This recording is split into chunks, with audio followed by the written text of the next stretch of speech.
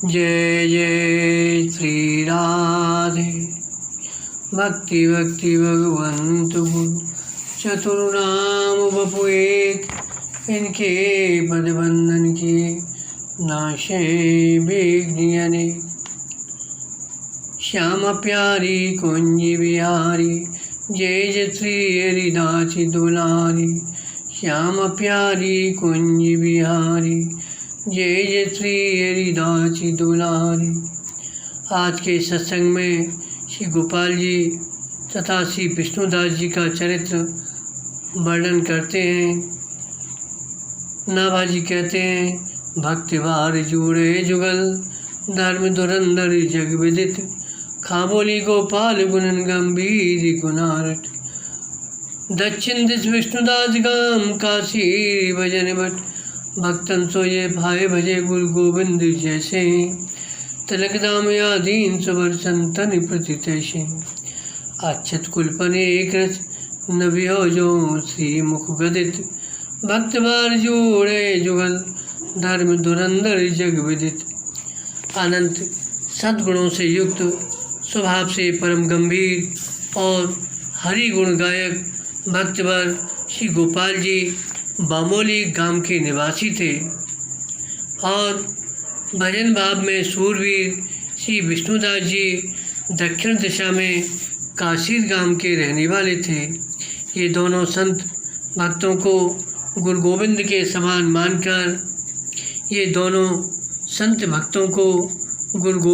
समान मानकर उनकी सेवा करते थे।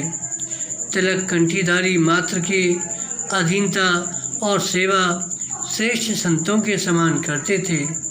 भगवान ने अपने श्रीमुख से अपने से भी अधिक अपने भक्तों को जैसे पूज्य कहा है, उसी के अनुसार इन्होंने प्रतिज्ञापूर्वक सर्वदा अच्युत गोत्रीय संतों की सेवा की थी।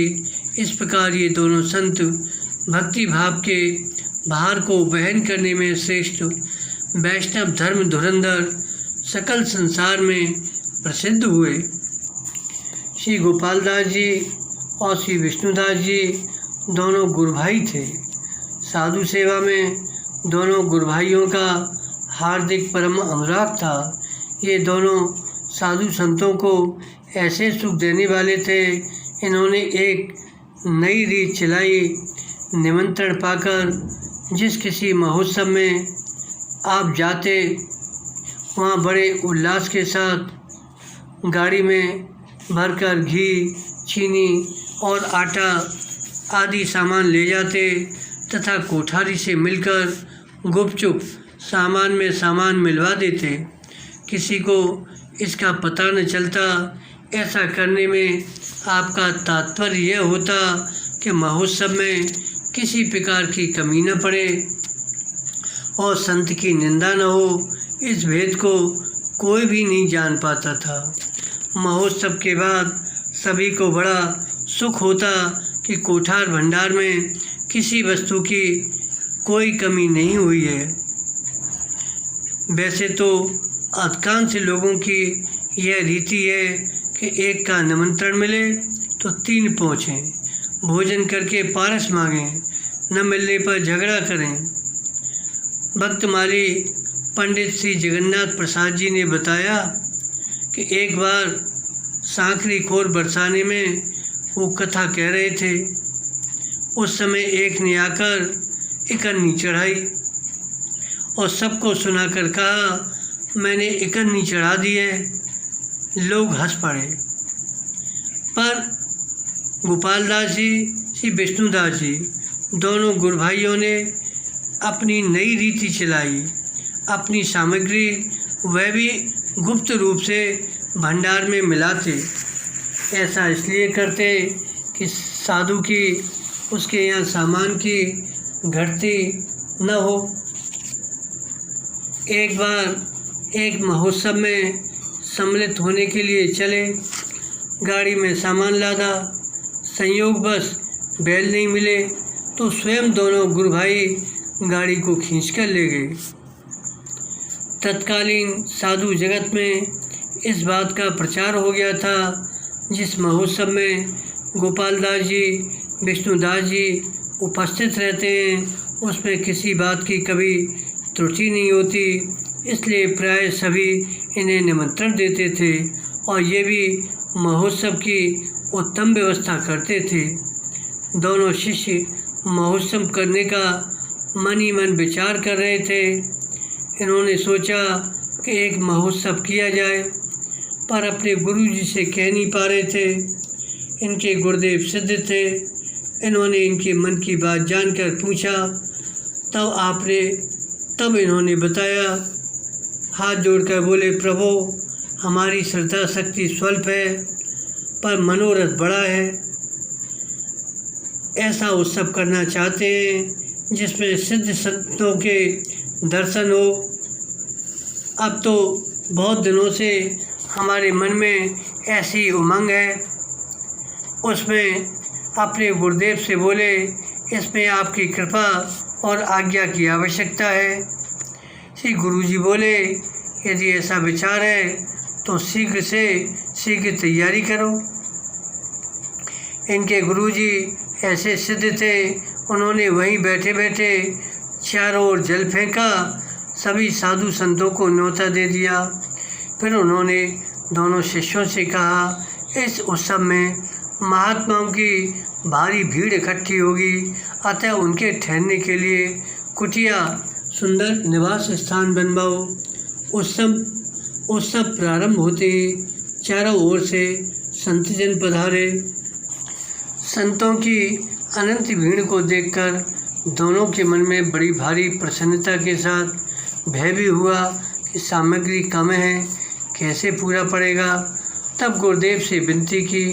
गुरुदेव ने कहा, अनंत भगवान सालिग्राम को ले जाकर भंडार में पधरा दो और महोत्सव 1-2 दिन का नहीं 5 दिन का करो। किसी वस्तु की कमी नहीं होगी। ऐसा ही हुआ। जो दूसरों के उत्सव महोत्सवों को अपने सामान से पूर्ण करते थे, उनमें कमी नहीं आने देते थे, तो उनके महोत्सव में कमी कैसे आ सकती है। सिद्ध गुरु की कृपा एवं निष्ठा से सभी वस्तुएं अनंत हो गईं। दोनों गुरु भाइयों ने संतों के चरणों में सिर रख कर प्रणाम किया और विनती की। फिर उन्हें आदरपूर्वक भोजन प्रसाद पवाया, वस्त्र भेंट देकर उन्हें सब प्रकार से प्रसन्न किया। इस प्रकार 5 दिनों तक अनंत संत समूह के द्वारा अखंड कथा कीर्तन होता रहा। उत्सव की समाप्ति होने पर श्री गुरुदेव ने दोनों शिष्यों को आज्ञा दी कि कल प्रातःकाल संपूर्ण संत मंडल की परिक्रमा करने जाना। वहाँ परमानंद स्वरूप श्री नामदेव जी के दर्शन होंगे। वे उज्ज्वल वस्त्र धारण किए हुए प्रसन्न मन से अकेले ही जा रहे होंगे। उनके श्री चरणों में सिर रखकर प्रणाम करना। वे तुम्हें परम सिद्ध संत श्री कबीर जी का दर्शन करा देंगे। श्री गुरुदेव की आज्ञा पाकर प्रातःकाल ही दोनों गुरु भाई संत शाला की प्रदक्षिणा करने चले। पहले श्री नामदेव जी के दर्शन हुए। उमंग के साथ दोनों उनके श्री चरणों में लिपट गए। छुड़ाने से भी चरणों को नहीं छोड़ रहे थे। तब श्री नामदेव जी ने कहा, तुम लोग ध्यानपूर्वक मेरी बात सुनो, उसे अपने हृदय में धारण करो। श्री नामदेव जी ने उन दोनों से कहा, जहाँ साधु संतों का अपमान होता है वहाँ हम लोग कभी नहीं आते जाते। जहाँ उनका सम्मान होता है वहाँ हम लोग आते जाते हैं।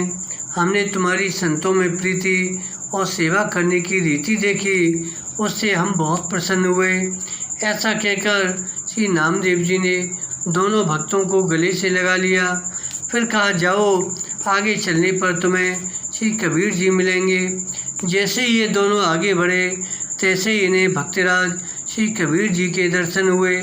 दोनों ने चरणों में पड़कर प्रणाम किया। आँखों से आंसुओं की धारा बह चली। हंसकर श्री कबीर जी बोले, कहो, अभी पीछे किसी सुखदाई संत के तुम्हें दर्शन हुए? उन्होंने उत्तर दिया, हाँ महाराज, दर्शन हुए। इसके पश्चात कबीर जी ने दोनों का सम्मान किया। इस प्रकार इन दोनों गुरु भाइयों पर संतों की तथा गुरुदेव की पूर्ण कृपा हुई। श्री प्रियादास जी कहते हैं, कहो संत सेवा की महिमा को कोई कहाँ तक गाएगा, वह अपार है। अब श्री कीलदेव जी के शिष्य गणों का वर्णन करते हैं। नाभाजी कहते हैं, कील कृपा की रति विशद परम्पार सदशिष प्रगट आचकरण ऋषिराज रूप भगवान भक्त गुरु चतुर्दास जगवे छाप भी छीतरजु चतुर्वर लाखे अद्भुत रायमल खेम मनसा क्रम बाचा रसिक रायमल गौर देवा दामोदर हरिरंग राचा सवेश मंगल दास धर्म धुरंधर भजन भट्ट कील कृपा की रद विशद परोपार सदशिष प्रगट। श्री कील देवाचार्य जी की कृपा से निर्मल कीर्ति वाले इनके सभी शिष्य भगवत पार्षदों के समान थे। राजर्षि श्री आस्करण जी, श्री रूपदास जी, गुरु भक्त श्री भगवान दास जी, निर्भय की छाप वाले श्री चतुरदास जी, चतुर शिरोमणि श्री छीतर जी, अद्भुत प्रभाव वाले श्री लाखे जी, मन वाणी और कर्म से परोपकारी श्री रायमल जी, श्री खेमदास जी, श्री रसिक रायमल जी, श्री गौरदास जी और श्री देवादास जी और राम रंग में रंगे श्री दामोदर जी, ये सभी मंगलमय भगवान श्री राम के सच्चे सेवक, धर्म धुरंधर और भजन में वीर हुए। श्री कील देवाचार्य जी के इन शिष्यों में से श्री चतुरदास जी का चरित्र वर्णन करते हैं। संत एवं तीर्थ दर्शन के लिए भ्रमण करते हुए आप एक गांव के समीप एक वृक्ष के नीचे ठहरे। ग्रामवासियों ने आकर आपसे कहा, महाराज यहाँ न ठहरकर आप किसी दूसरे स्थान पर ठहरें, यहाँ एक अत्यंत प्रबल प्रेत का निवास है। आपने पूछा वह क्या करता है, तो लोगों ने बताया यहाँ रहने वाले को बड़ा कष्ट देता है। कभी भैंसा, सिंह, हाथी आदि रूपों को धारण करके डराता है और कभी ऊपर ले जाकर फिर पटक देता है। इस तरह वह किसी को जिंदा नहीं छोड़ता, मार ही डालता है। अब तो श्री चतुरदास जी ने सोचा, ठीक है यहीं रहेंगे। चतुरदास जी श्री राम जी के अनन्य भक्त थे, सर्वत्र सब में अपने प्रभु को ही देखते थे, अतः निडर थे। उन्होंने वहीं आसन लगाया और अपना नियम करके शयन किया। रात में प्रेत ने इन्हें देखा तो इनके तेज से भयभीत होकर इनसे दूर ही रहा। गांव के चारों ओर चक्कर काटता और चिल्लाता रहा, यह जगह तो हमारी है, साधु बाबा ने अपना आसन लगा लिया है, अब हम कहाँ जाएं? लोगों ने उसका प्रलाप सुना। प्रातःकाल आकर देखा तो चतुरदास जी अपने भजन पूजन में व्यस्त हैं। सभी ने इन्हें सिद्ध संत मानकर इनका स्वागत सत्कार किया और इनके उपदेश सुने। आपने कह दिया, अब यहाँ कभी किसी को प्रेत बाधा नहीं होगी। कुछ दिन बाद एक दूसरे संत आए। उनसे लोगों ने इस प्रसंग को कहा तो वे समझ गए। बोले, श्री कील जी के सभी शिष्य ऐसे ही महाप्रतापी हैं। एक बार श्री चतुरदास जी अग्नि में पड़कर नहीं जले, वे सबसे निर्भय हैं। इस चर्चा को सुनकर प्रेत भी चतुरदास जी की शरण में आ गया। उनसे भगवान नाम को सुनकर प्रेत योनि से मुक्त हो गया। अब श्री रायमल जी का चरित्र वर्णन करते हैं। इनका तेज प्रताप, करनी करतूती सब कुछ अद्भुत था, अतः इनकी अद्भुत छाप थी। इनके द्वारा अनेक चमत्कार हुए जिनका साधु जन वर्णन करते हैं। संतों की सेवा बड़े सम्मान के साथ करते थे। एक बार आप ध्यान लगाकर श्री सीताराम जी की मानसी सेवा कर रहे थे। होली के दिन थे। उद्दंड प्रकृति के कुछ लोग आकर इन पर भी धूल डालने लगे। कुछ देर तक तो आपने मौन रहकर सहन किया। इसके पश्चात इन्होंने मना किया कि बस अब हो गया, मेरे भजन में विघ्न मत करो। इतने पर भी जब लोगों ने नहीं माना तब आपने उन्हें शिक्षा देने के लिए किंचित क्रोध किया। कहा, किसी संत पर फूल बरसाओगे तो तुम्हारे ऊपर भी फूल बरसेंगे, यदि धूल बरसाओगे तो धूल बरसेगी। इतना कहते ही उन लोगों पर आकाश से कंकड़ और धूल बरसने लगी। जहाँ गए वहाँ भी बरसती रही। तब वयोवृद्ध ग्रामवासियों ने सबको साथ लेकर श्री रायमल जी से क्षमा याचना की। तब धूल बरसना बंद हुआ। इस प्रकार आपने लोगों को प्रभावित कर सबको भक्ति का पथिक बनाया। अब श्री खेमदास जी का चरित्र वर्णन करते हैं। आप अपने गुरुदेव श्री कील जी की सेवा बड़ी लगन और श्रद्धा के साथ करते थे।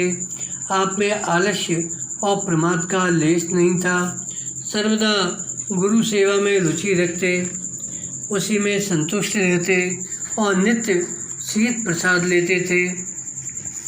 जब कील जी ने स्वेच्छा से शरीर को त्याग कर साकेत गमन किया तब आपने उनका शीत प्रसाद रख लिया। नित्य उसका सेवन करते रहते। किसी समय वह पूरा हो गया तो आपके मन में बड़ा ही दुख हुआ। आपने भोजन पानी बंद कर दिया। अधीर होकर रोते कलपते रहे। आपके सच्चे प्रेम को देखकर भगवान श्री रामचंद्र जी श्री कील देव जी का शरीर धारण करके आए। दर्शन, प्रबोध और शीत प्रसाद देकर राम जी ने इनके दुख को दूर किया। इस प्रकार सच्ची गुरु भक्ति से आपको भगवान के दर्शन मिले। अब श्री रूप जी का चरित्र वर्णन करते हैं। इनके विवेक और बैरागी से प्रभावित होकर लोग इन्हें बैरागी जी कहने लगे। रूप जी बैरागी इस नाम से आप प्रसिद्ध हुए। ये आमेर नरेश पृथ्वीराज जी के सुपुत्र थे। इन्होंने किशनगढ़ के उत्तर में अपने नाम पर एक नगर बसाया जिसका नाम रूपनगर है। आप ध्योसा के जागीरदार थे। विक्रम संवत 1619 में ध्योसा में आकर अकबर बादशाह ने इनसे मुलाकात की। इनके पुत्र जगमल जी हुए। वे बादशाह के मनसबदार थे। श्री भगवान दास जी और आस्करण जी आपके भतीजे थे। श्री कीलदेव जी के सभी शिष्य भक्त प्रेम के रंग से रंगे थे। प्रेमी बावला दूसरे को भी अपने रंग से रंगकर बावला बना देता है। इस पर एक उदाहरण सुनाते हैं। एक किसान रस्सी बनाने के लिए पलाश की जड़ खोदने लगा तो उसे एक मोहरों से भरी हड़िया मिल गई। उसे बड़ी प्रसन्नता हुई। काई और मिट्टी लगने से मोहरें चमक नहीं रही थीं। उसने सोचा नदी में धोकर साफ कर लूं, उसके बाद बाजार में बेचकर पक्की हवेली बनवाऊंगा। देवयोग से धोते समय हड़िया हाथ से छूट गई और अथाह नदी में डूब गई तो उसे महान दुख हुआ। पागल हो गया। घर को आया। स्त्री ने पूछा, ढाक की जड़ नहीं लाए? तो बोला, हाय हाय मेरी धोबत में बह गई। धोबत में गई। इसी वाक्य को रटता हुआ इधर उधर घूमने लगा। एक दिन उसका एक मित्र मिला। उसके पूछने पर सारी बात बताकर कहा, हाय मेरी धोबत में गई। मित्र को दुख हुआ कि इनके पास मोहरें रहती तो उसमें से 150 हमको भी मिल जाती। उसने कहा, पाई तो धोई क्यों?